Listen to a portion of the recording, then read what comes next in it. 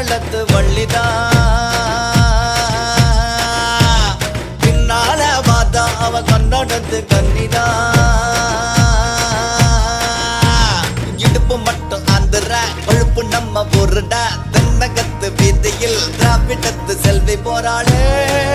போராளே போராளே கோயில் தேர் போல